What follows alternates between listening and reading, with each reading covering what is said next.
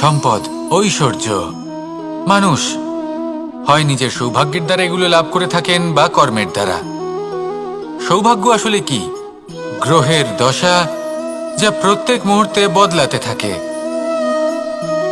কর্মের মাধ্যমে যখন আপনি ধন অর্জন করেন, তখন সেই ধন আপনার আগামী প্রজন্ম লাভ করে। সেটা হয় সে ভোগ করে বা তার জন্য তার ভোগান্তি হয়। আর এটা নির্ভর করছে আপনার কর্মের ওপরে। কি কর্ম করেছেন আপনি সেই ধনকে লাভ করার জন্য? যদি আপনি সৎ পথে চলেন, নিষ্ঠা ভরে আপনি কর্ম করে থাকেন এবং তার ফলে আপনি ধন অর্জন করে থাকেন, তাহলে আপনার আগামী প্রজন্ম সেটা ভোগ করবে, সেটা প্রয়োগ করবে নিজের বিকাশের জন্য। কিন্তু যদি আপনি কুকর্ম করে থাকেন, কোনো রকম ছলনা করে থাকেন এই ধন লাভ করার জন্য, তাহলে 100% আপনার আগামী প্রজন্মকে এর জন্য ভুগতেই হবে। তাহলে আপনি কি চাইবেন? যে আপনার আগামী প্রজন্ম সুখ ভোগ করবে, নাকি আপনার কুকর্মের পরিণাম ভোগ করবে? নির্বাচন আপনারই।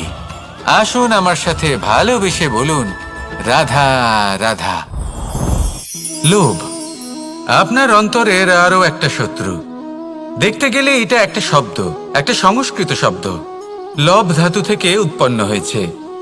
এর অর্থ কিছু লাভ করা। কিছু লাভ করা অনুচিত নয়, আরো কিছু লাভ করাও অনুচিত নয়, কিন্তু সব থেকে বেশি আমি লাভ করব। আমি আরো চাই, আরো বেশি চাই, আরো বেশি পেতে চাই। এটাই হলো লোভ। আর এই লোভ যখন গ্রাস করে, তখন আপনি যা পেতে চান, সে ধনই হোক বা মানই হোক, তা অর্জন করার জন্য মানুষ যে কোনো স্তরে পৌঁছে যেতে পারে। যদি মানুষ ধন অর্জন করতে চান, তাহলে তার জন্য তারা অধর্মের পথেও চলতে পারেন। যদি সম্মান অর্জন করতে চান, তাহলে অন্য মানুষকে ছোটও করতে পারেন। শেষ পর্যন্ত আপনার এটা মনে হতে পারে যে যদি একটু অল্পই প্রাপ্ত করতাম, কিন্তু ভালোবেসে প্রাপ্ত করতাম, এই জীবন আরো অনেক বেশি সুখী হতো। লোভ আপনার জীবনে, আপনার মনে কখন যে প্রবেশ করবে সেটা আপনি জানতেও পারবেন না। তাই এটা চিনতে শিখুন আর তৎক্ষণাৎ জীবন থেকে বাইরে ফেলে দিন। যা কিছু লাভ করতে চান তা ভালোবেসে লাভ করুন, আর সেই ভালোবাসার সাথেই বলুন, রাধা রাধা। জীবনে ক্ষমা চাওয়া তাও কিছুটা সহজ, ক্ষমা করতে পারা অত্যন্ত কঠিন। ক্ষমা 2 অক্ষরের এই শব্দ হতে পারে, কিন্তু অত্যন্ত বড় এই শব্দ, অত্যন্ত গুরুত্বপূর্ণ এই শব্দ। কখনো কখনো অন্য কাউকে ক্ষমা করে দেওয়া তাও কিছুটা সহজ কাজ, কিন্তু নিজেকে ক্ষমা করতে পারা অত্যন্ত কঠিন হয়ে দাঁড়ায়। অতীতে যদি আমাদের এমন কোনো ভুল হয় যে কারণে আমরা নিজেকে ক্ষমা করতে পারি না, অনেক সময় এমন কিছু ভুল করে বসি যে বিষয় শুধু আমরাই জানি, কিন্তু আমরা নিজেকে ক্ষমাই করতে পারি না, আর আমাদের বিকাশ সেখানে স্তব্ধ হয়ে যায়। কারণ যদি আপনি ক্ষমা করতে না শেখেন, নিজেকে ক্ষমা যদি না করতে পারেন, তাহলে তা আপনার জীবনের সব থেকে বড় বাধা হয়ে দাঁড়াবে। সেই জন্য জীবনে অবশ্যই শিখুন যে কিভাবে নিজেকে ক্ষমা করতে হয়, আর শিখুন যে আগের করা ভুল আবার কি করে না করা যেতে পারে। এই মন হালকা হবে আর প্রসন্ন হয়ে বলবে, রাধা রাধা। এই সংসারে যখনই কোনো সমস্যা আসে, তখন আমরা আমাদের সব থেকে বড় সম্বলের কাছে আশ্রয় খুঁজি, তা হলো আমাদের বিশ্বাস। এবার প্রশ্ন হলো এটাই যে এই বিশ্বাস কার উপর করা যেতে পারে? পরিবারের ওপর, বন্ধুর ওপর, নাকি তাদের ওপর বিশ্বাস করা উচিত যাদেরকে আমরা কখনো সঙ্গ দিয়েছি? দেখুন, এই সংসারে বিপদের সম্মুখীন হলে কে আপনাকে সাহায্য করবে সেটা নির্বাচন করা আপনার হাতে নেই। সেটা সেই সকল ব্যক্তির উপর নির্ভরশীল যে তারা আপনাকে সাহায্য করবে নাকি করবে না। অর্থাৎ যখনই কোনো বিপদ আসে, সর্বপ্রথম তার সম্মুখীন আমাদের নিজেকেই হতে হয়, আর তার জন্য প্রস্তুত থাকা প্রয়োজনীয়। সেই শক্তি, সেই সাহস অর্জন করা প্রয়োজনীয়। দেখুন, যখনই অন্ধকার আসে, তখন সবার আগে কে আপনাকে ত্যাগ করে চলে যায়? আপনার নিজেরই ছায়া। এই অন্ধকারের সম্মুখীন হতে হয় অন্তরের প্রদীপের দ্বারা, অন্তরের আত্মা দ্বারা। তবেই আপনি অন্ধকারের ওপর জয়লাভ করতে পারবেন। সেই জন্য যে বিপদই আসুক না কেন, নিজেকে তার জন্য প্রস্তুত রাখা উচিত। সেই সাহস নিয়ে আসুন। এমন কোনো বিপদ নেই যা আপনাকে ভেঙে দিতে পারে। আসুন আমার সাথে ভালোবেসে বলুন, রাধা রাধা। মানুষ সবসময় চায় যে তার জীবনে যেন কখনো কোনো সমস্যাই না আসে। সে চায় তার জীবন যেন শুধুমাত্র শান্তি এবং সুখের দ্বারা পূর্ণ থাকে। কিন্তু এই চাহিদা অনুচিত কিছু নয়। আমরা সবাই এটাই চাই যে জীবনে সুখ থাক, শান্তি থাক। কিন্তু এই কথা সবসময় মনে রাখবেন, যে সূর্য উদিত হন সংসারকে প্রকাশমান করেন, দুপুরবেলায় সংসারকে রৌদ্র প্রদান করেন, সন্ধেবেলায় তাকেও অস্ত যেতে হয়। এবার আমাদের জীবন চক্র কিছুটা এরকমই। কোনো কিছুই চিরকাল একরকম থাকে না। কখনো এই নদীকে দেখুন যা বয়ে চলেছে। এই নদী যা বয়ে চলেছে তার পথেও অনেক বিপদ আসে। বড় বড় পাথরের সম্মুখীন হয়ে তাকেও সামনে এগিয়ে যেতে হয়। একটি পুকুর যা চারদিক থেকে ঘেরা, তার জীবনে কিন্তু কোনো সমস্যা নেই। কিন্তু এই সংসারে পুকুরের পুজো করা হয় না, পুজো করা হয় নদীকে। মনে রাখবেন, সমস্যার ঊর্ধ্বে তিনি উঠতে পারেন যিনি সমাধি লাভ করেছেন, যিনি এই সংসারেই নেই। যিনি এই সংসারে আছেন এবং জীবিত আছেন, তার জীবনের সমস্যা হলো শ্বাসবায়ুর মতোই গুরুত্বপূর্ণ। আসুন আমার সাথে ভালোবেসে বলুন, রাধা রাধা। আজ আমি আপনাকে একটা ছোট্ট কাহিনী শোনাবো। একবার আমি, রাধা আর দাদা, আমরা তিনজনে মিলে লুকিয়ে একটা উপবনে গেলাম আম পেড়ে খেতে।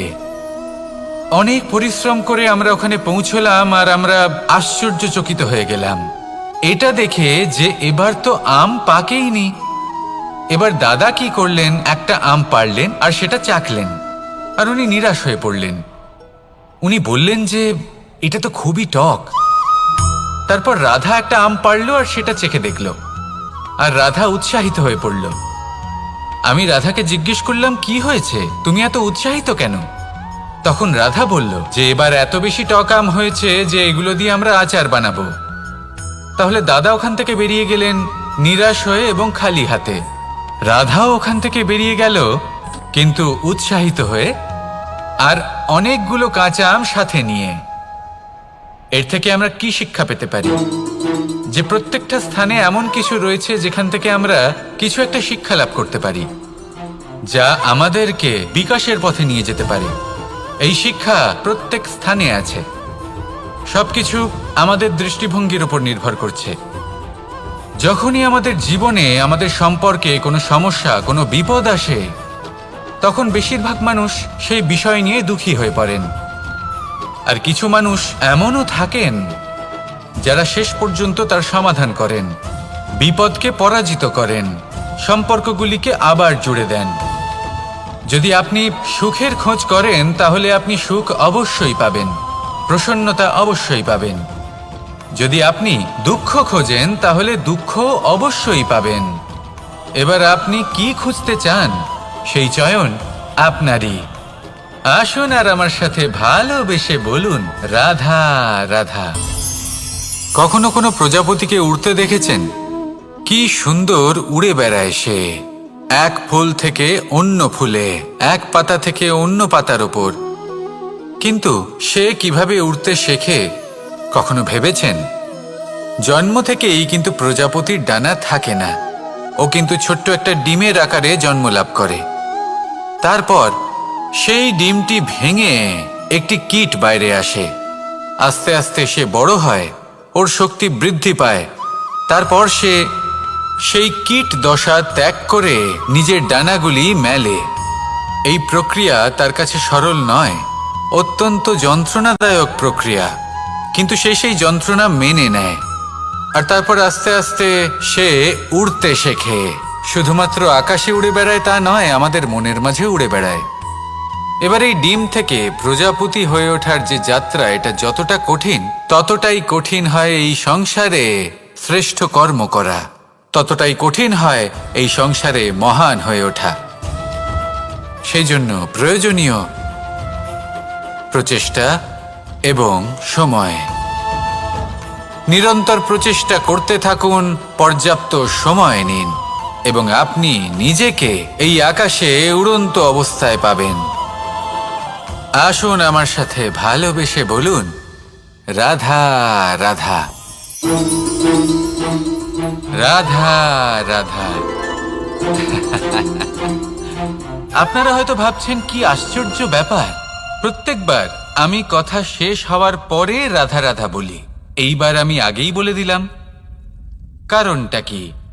কারণ হলো অত্যন্ত বিশেষ। প্রত্যেকবার কথা সমাপ্ত হবার পরে আপনাদের সবার মধ্যে ভালোবাসা বিতরণ করতে চাই, তাই রাধা রাধা বলি। কিন্তু এইবার এই নতুন এবং বিশেষ সূত্রপাতে প্রথমে প্রেম বিতরণ করা অত্যন্ত আবশ্যক। এবার একটা বিষয় আছে যা জানেন হয়তো সকলেই, কিন্তু বুঝতে খুব কম জন পারেন। এই প্রেম, এই আনন্দ, এই সকল কিছুর সূত্রপাত হয় নিঃস্বার্থ আবেগের দ্বারা। ঠিক যেমন একজন মাতাকেই দেখে নিন। যখনই একজন মাতা সন্তানকে জন্ম দেন, তখন এই সংসার ভুলে যায় যে তার জন্য এটা একটা নতুন জন্ম। কারণ একজন নারী তখন একজন মাতৃরূপে নতুন ভাবে জন্ম নেন। একজন নারী স্ত্রী ও গৃহবধূ রূপে কিছু অধিকার লাভ করে থাকেন, কিন্তু তিনি যখন মা হয়ে যান তখন তিনি শুধুই দান করতে শেখেন। নিজের সন্তানের জন্য কত কিছুই না করেন, তাকে বাৎসল্যের সাগরে ভাসিয়ে নিয়ে যান। এই সংসারে রাজকুমার জন্ম নিতেই পারেন, তাকে রাম এবং লক্ষ্মণ কিন্তু মায়েরাই বানিয়ে তোলেন। একজন গোয়ালা জন্ম নেয়, তাকে দ্বারকাধীশ একজন মাই বানিয়ে তোলেন। পিতা হলেন সেই পর্বত যার একটা অংশ হলো তার সন্তান, কিন্তু মা হলেন সেই শিল্পী যিনি একটা পাথরকে খোদাই করে এমন এক মূর্তি গড়ে তোলেন যাকে সকলে পূজনীয় মনে করেন। তাহলে স্মরণ করুন সেই সকল মুহূর্ত যেগুলি আপনি নিজের মাতার সাথে অতিবাহিত করেছেন। অনুভব করতে পারবেন যে কিভাবে এক মুহূর্তেই এই মন প্রফুল্ল হয়ে ওঠে। এবারের কারণ কি? এর কারণ হলো এই জীবনের আসল দ্বারই হলো মমতা।